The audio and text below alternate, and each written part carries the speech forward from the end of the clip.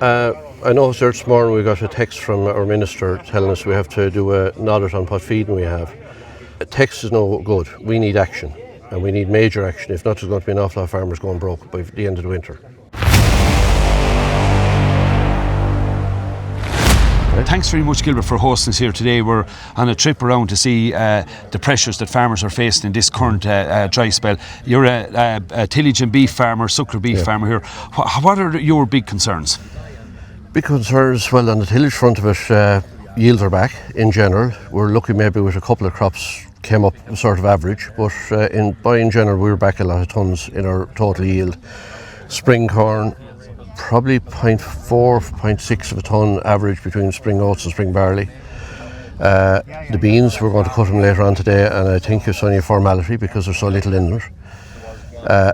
That's going to have a major impact on the whole cash flow because prices are not great, tonnage back, straw crop is down, so there's not as much stuff to sell.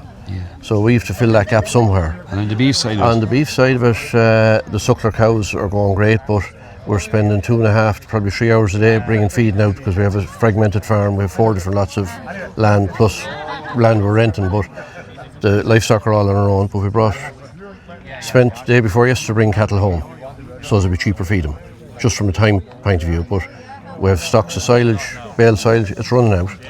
Things are going to turn more unsettled. We are going to see more of an Atlantic regime, as they call it, which is more low pressure systems. The problem is that they're coming so far and they're not really making it to the southeast. We are likely to see some rain next week, especially on Monday, and then showers, possibly another low pressure later in the week, but they could again miss the southeast, and that's what's been happening.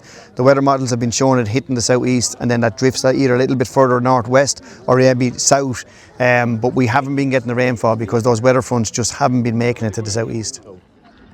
To November, when they normally start their winter feed, it's 2.5, 3 months. The tillage's yield is back 0.5, 0.6 a tonne across the board. Our straw yield is back. Our costs have gone through the roof. Diesel is high. Our fertiliser, it's hard to know when you should buy it or not buy it. We haven't used a whole lot this year because the dry weather, once the crop was sown and got going, we didn't use any more, like on the grass section and all that. We're looking for subvention of fodder transport. We're looking for that fertiliser package to be... I know there this morning we got a text from our minister telling us we have to do an audit on what feeding we have. I think it's so critical at present.